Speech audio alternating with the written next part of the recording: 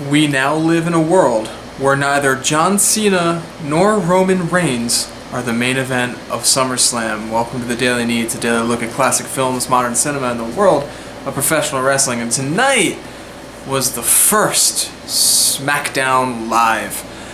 And just like Smackdown Not Live, they found a way to copy Raw every week. I hope that doesn't continue, but the point I'm getting at is, last night on Raw they did, two Fatal 4-Ways and then a number one contenders match for the new title. Well, tonight we're gonna do a Battle Royal and a 6-way match for number one contender for the WWE title. And that sounds really familiar. And it looked familiar at the beginning. Everyone, although it wasn't everybody on stage, everyone was around the ring, which I really liked that. That felt really close, really intimate. It was really, really interesting. Visually as well, it must have sucked for the people sitting across, but it's fine on TV. It looked great on TV.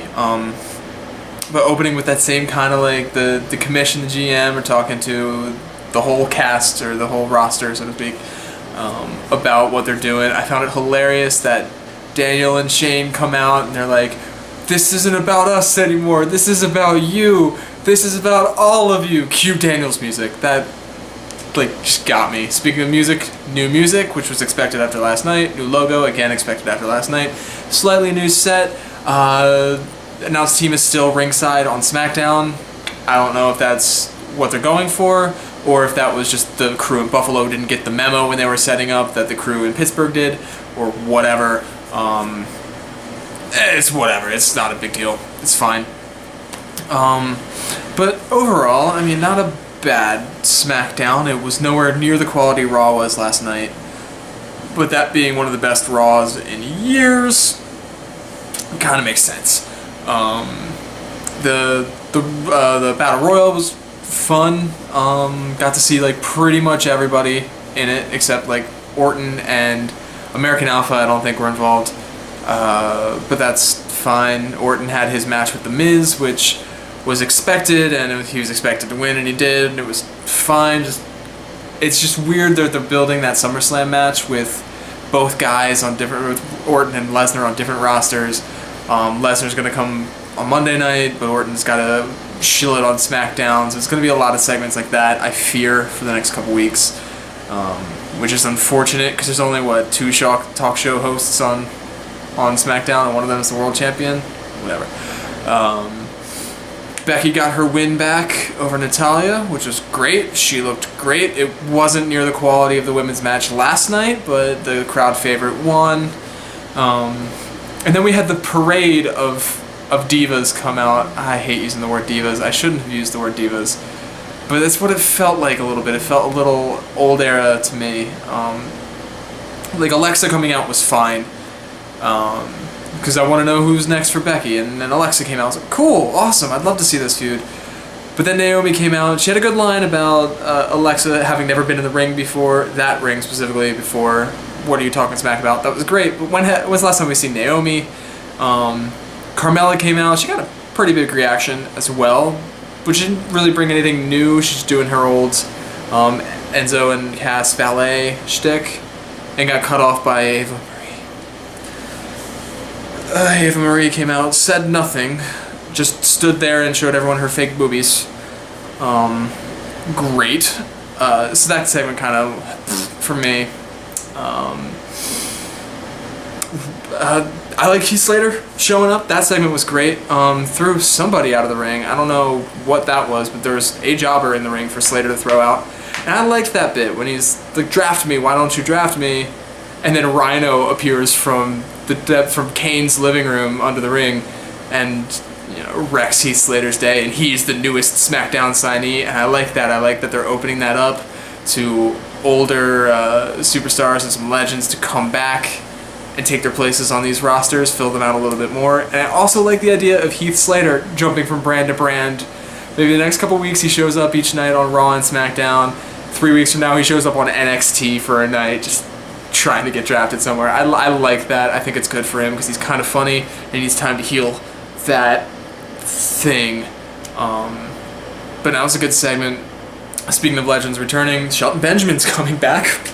I read this and promptly forgot it a couple days ago, but he's coming back. They announced it. He'll be back, I think, next week, which is awesome. He's done a few of my favorite ladder spots of all time, the stuff running up the ladders and all that. And he's the less talked about guy from that class at OVW that included like John Cena and Brock Lesnar and Randy Orton and Batista. Like, he was there at the same time as those guys, so it's gonna be really cool to see him come back.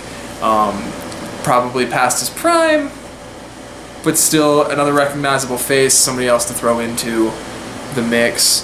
The only other thing I think happened, Mount American Alpha didn't wrestle this week, which is fine, save them for next week, but I would have liked to see them. But we had that main event, six-way, what do they call it, six-pack challenge? When he announced it, I thought they were all gonna, like, Stone Cold was gonna come out with some Steve Weisers, and everyone's gonna have to down a six, and whoever does it quickest gets to wrestle Dean Ambrose, because that would kind of make sense. Dean Ambrose is kind of a crazy guy, right? That's his thing? Yeah. But no, it's just a fatal six-way with a different title, which is dumb, but whatever. Match was fine. It felt like a lot of one-on-one matches, and then someone would get rolled out, and the next guy would jump in and hit a move, and felt like that. Totally surprised to see Ziggler win, to be honest with you. I thought they were going to go with either Cena or Styles. Just those guys being the big names. I was especially thinking Styles. He would have been my money if I had to bet, but they went with Ziggler, and I'm glad they went with Ziggler over like Corbin or Cruz. As much as I'm enjoying what they've been doing lately, they're still pretty young. Green, not really ready for the title picture yet. It's fine in a match like this, but not an actual one-on-one title match. And there's a sixth guy in there, Bray. It could have been Bray. I would have liked to have seen Bray. He's fresh off that win on Sunday. That seemed like a decisive end to that feud. Because now he's not on the same brand as the New Day.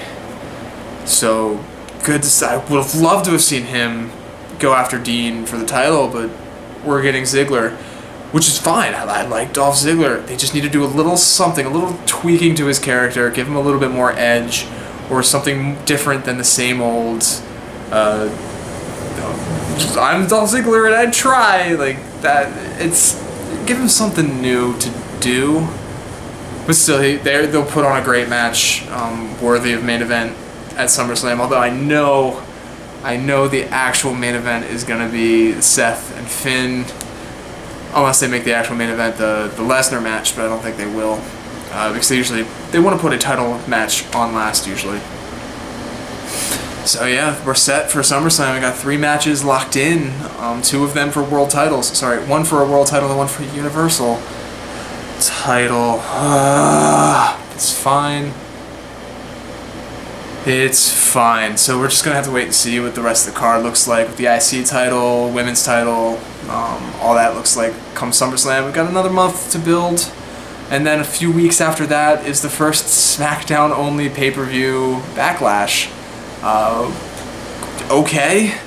I don't know how I feel about having to cover 2 a month or see that much wrestling, because I'm already a little drained of wrestling after the past 3 days, but we'll see what they do with the half a roster putting on a full pay-per-view, full 3 hours. I feel like they could have done 3 hours tonight if they wanted to, but it would have been real close, so I'm not sure what they're going to do with a pay-per-view, unless they go back to the old in-your-house 2-hour format. Please go back to the old in-your-house 2-hour format if we're going to do these split roster pay-per-views. Nobody's listening to this. What am I even talking about?